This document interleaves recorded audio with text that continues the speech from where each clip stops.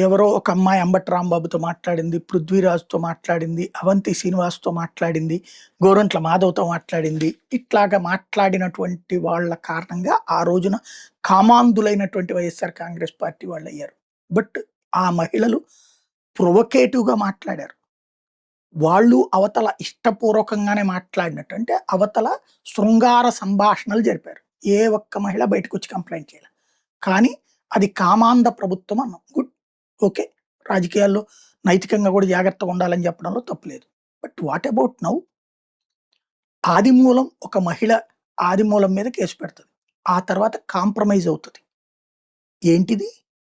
అట్లాగే మొన్న జనసేన ఎమ్మెల్యే అరవ శ్రీధర్ మీద పెట్టినటువంటి అమ్మాయి. తర్వాత అమ్మాయినే కేసు పెడతారు. ఏంటిది? అట్లాగే అటు రవికుమార్ మీద కేసు కావచ్చు, నజీర్